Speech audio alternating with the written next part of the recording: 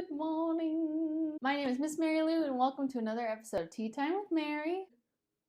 Today, in honor of the month of April, we are going to be talking about National Stress Awareness Month. Story of my life. Oh, child. This is going to be the first episode in a series called Real Talk. If you're not familiar with that reference, you can click over here if you're okay with copious amounts of foul language and hilarity. Real talk. I can't even. So in honor of the topic today, when I am super stressed out, I just like to pick one of my favorite teas. Here we go.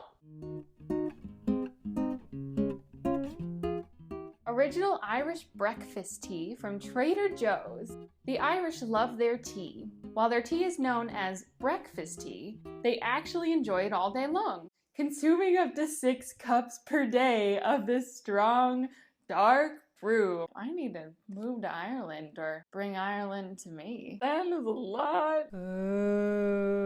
It makes me so happy.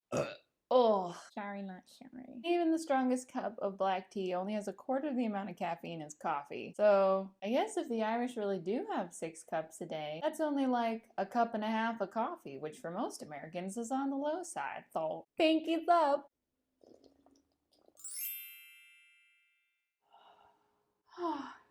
It's tea time. It's tea time with Mary. All right, kids, real talk. Stress.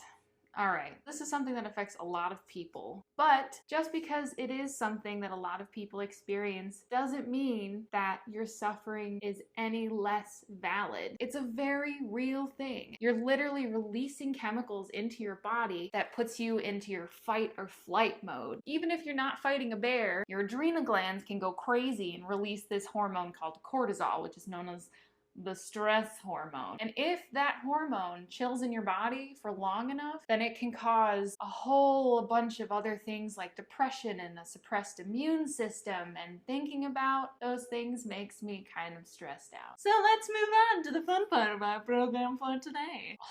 Now for the good news. There are lots of things that you can do to reduce your stress. A couple of my favorites. Number 1, deep breathing. Whether this is a part of a meditation routine or something that you can just do at a moment's notice, you breathe in for 4, hold it for 4, and release it for 4. Just doing that even a couple of times can kind of halt your adrenal glands and go, yo, I'm okay, just chill.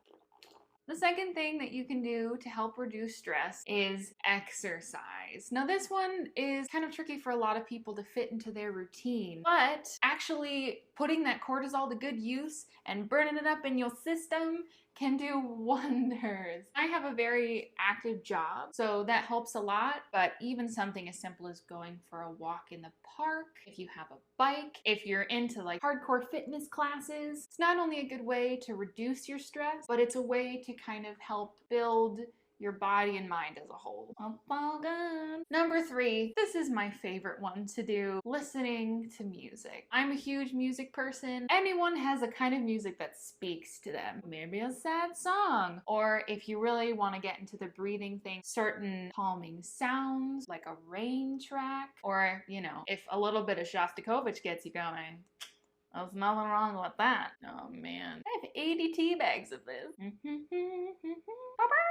I hope this short list will help you through your day, no matter what you're feeling, or help anyone who you see is kind of struggling. You can be there for them, even if it's just offering them a cup of tea or sitting there and breathing with them for a while. Real talk. We'll see you next time on another episode of Tea time with Mary.